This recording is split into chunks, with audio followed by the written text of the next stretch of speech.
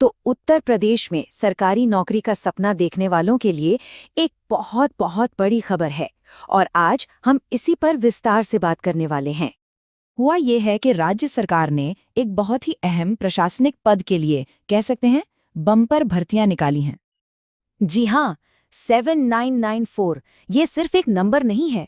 जरा सोचिए, लगभग 8,000 परिवारों का भविष्य इस एक भर्ती से सीधे सीधे जुड़ा हुआ है। तो फिर सवाल ये उठता है कि इन हजारों पदों में से सिर्फ एक पद पर अपनी जगह पक्की करने के लिए आखिर चाहिए क्या?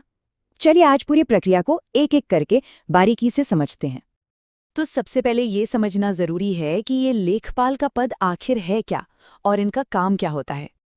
देखिए, आसान भाषा में कहें तो लेखपाल गांव का वो सरकारी अधिकारी है जो जमीन से जुड़े सारे रिकॉर्ड्स देखता है।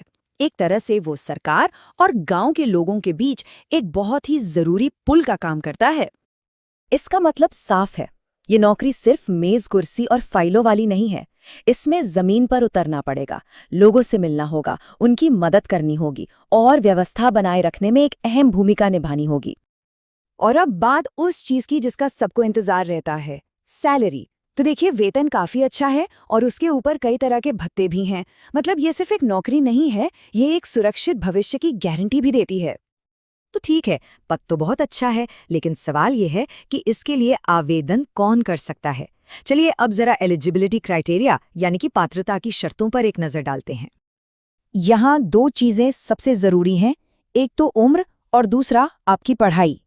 उम्र होनी चाहिए 18 से 40 साल के बीच और पढ़ाई में 12वीं पास होने के साथ साथ कंप्यूटर का CCC सर्टिफिकेट होना भी अनिवार्य है। लेकिन इन सबसे भी ज्यादा जरूरी एक शर्त है और वो है PET यानी प्रारंभिक पात्रता परीक्षा।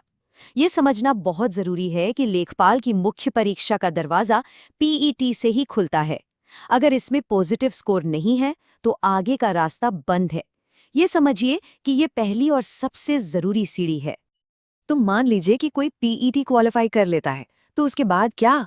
ये पूरी सिलेक्शन प्रोसेस काम कैसे करती है? ये पूरी प्रक्रिया आप देखिए 4 स्टेज में बटी हुई है। पहला, PET में अच्छा स्कोर लाना। दूसरा, उस स्कोर के आधार पर मुख्य परीक्षा देना। तीसरा, जो मुख्य परीक्षा में पास होंगे उनके डॉक्यूमेंट्स वेरीफाई होंगे और आखिर में सब कुछ सही रहने पर फाइनल नियुक्ति होगी। ये एक तरह की छटनी प्रक्रिया है जिसमें हर स्टेज पर सबसे काबिल उम्मीदवार ही आगे बढ़ते हैं। अब अगर मुख्य परीक्षा के पैटर्न पर नजर डालें तो एक बात साफ दिखती है, उत्तर प्रदेश की जानकारी और कंप्यूटर नॉलेज पर खास जोर है। और हाँ, इनके अलावा जो सामान्य ज्ञान के विषय हैं वो तो है ही। और हाँ, एक बहुत जरूरी बात, नेगेटिव मार्किंग भी है। हर गलत जवाब पर आपके 0.25 नंबर कट जाएंगे।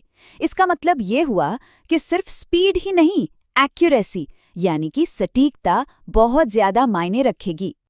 जो भी उम्मीदवार तैयारी कर रहे हैं उनके लिए ये तारीखें बहुत जरूरी हैं। इन्हें कहीं लिख लीजिए, कैलेंडर में मार्क कर लीजिए, क्योंकि ये मौका हाथ से नहीं जाना चाहिए। और अच्छी बात यह है कि आवेदन फीस सिर्फ 25 रुपये रखी गई है। और जो लोग तैयारी को लेकर थोड़ा परेशान हैं, उनके लिए एक अच्छी खबर भी है। स्टडी रूफ जैसे कई ऑनलाइन प्लेटफॉर्म हैं जो मुफ्त में कोचिंग बैच शुरू कर रहे हैं, तो तैयारी में इससे काफ़ी मदद मिल सकती है।